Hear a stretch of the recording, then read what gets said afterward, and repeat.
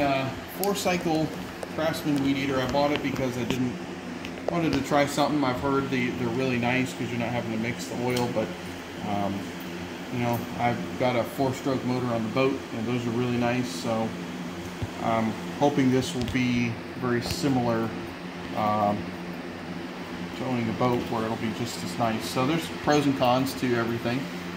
Price, this was a little bit more, but we'll check it out. So as you would imagine, you do have to have oil, obviously, in the motor, so you've got to add oil, so that's a difference of it. So that's going to be something that's going to take a little difference of getting used to. You've got to remember to change it and all that, so that's probably a little more annoying than you would have on a 2-stroke. Let's get this box out of here, and let's check it out.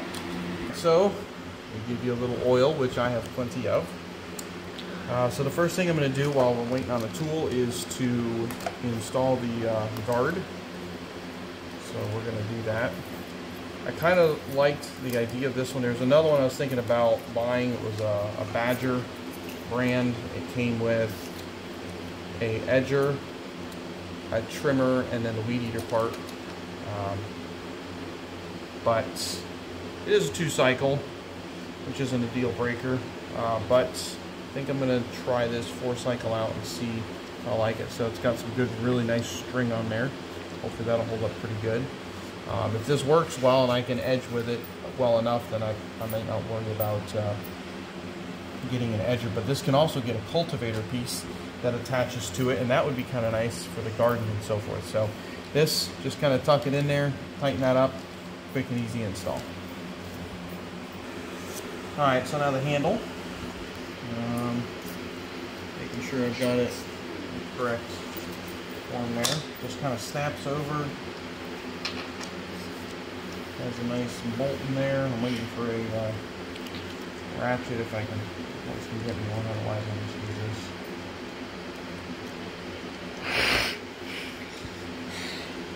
Alright, so I just kind of pick the spot is what you're going to do, and then you can decide later if it's going to be in the right spot, or if you need to slide it down. Just loosen it up and it'll slide down.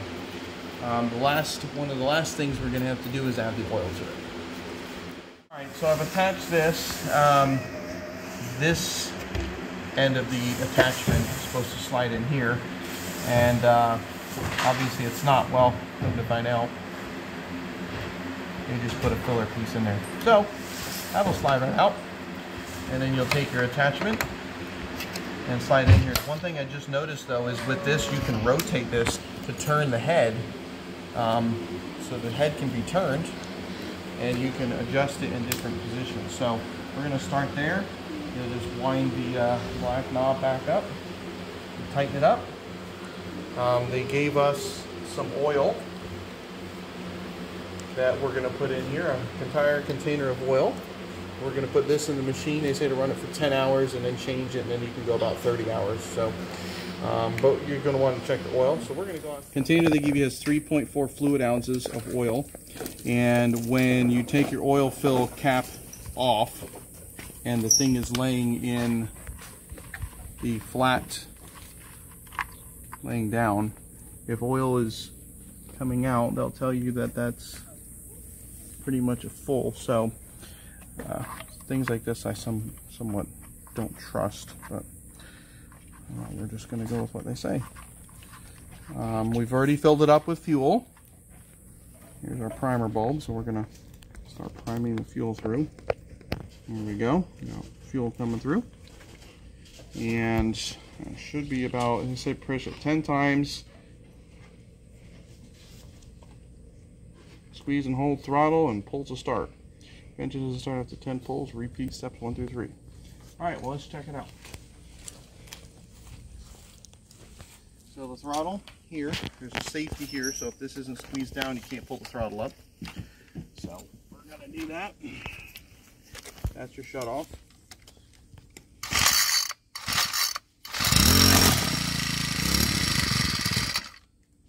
Let's try again.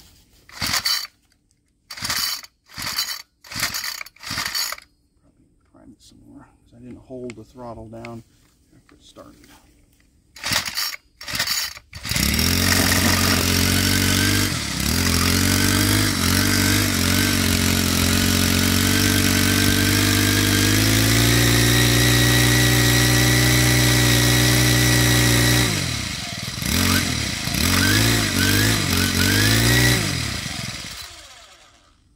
don't think it's supposed to shut off when you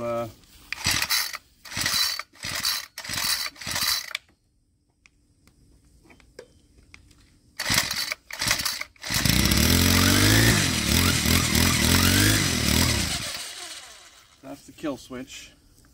For sure it worked that time.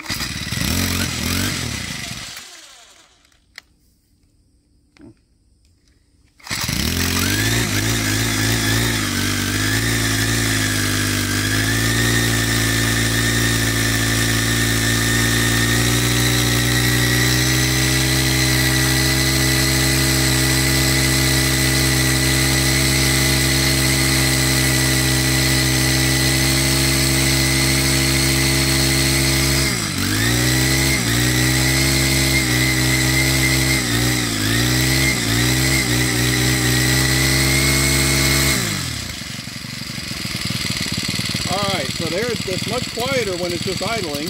Probably needs an adjustment, but we're going to get it running, and I'm going to weed whack down here, and then we'll just show you how it works.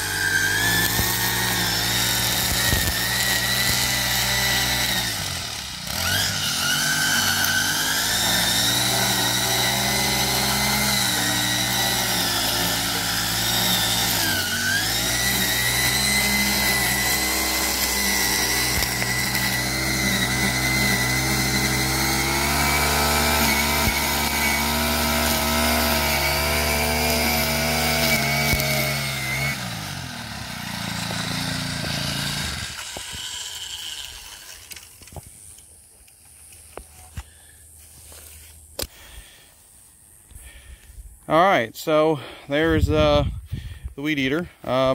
Seems to work pretty good. Got to get on the throttle to get it to really get up to speed, but I kind of like the way you can rotate the shaft on it to have the have it angled. So there was someone who reviewed, I think, this one, and they said that every time they turned it to the left when they were edging, it would run it out of fuel. Well, if you rotate it, then you don't have that problem. So that works out real good with that. But I like the spread of it. You tap the end, it moves the string out, advances the string, so that works really nice. So overall, I like it. I mean, it's still kind of noisy, as weed eaters are, so not getting much quieter. But the nice thing, you can just add fuel in, you don't have to mix it, and you can get going. It's I like that a lot. So anyways, that is the Craftsman WS4200 4-cycle 17-inch weed eater. Has other attachments you can get for it, but that was us putting it together and getting it ready. So I hope y'all like it. If you enjoyed the review, give me a thumbs up, and you can subscribe. As you can see, you never know what a day will bring forth. We usually have a lot of stuff going on, so we had a lot of different things going on for today. So hope you enjoyed it, and we'll see you next time.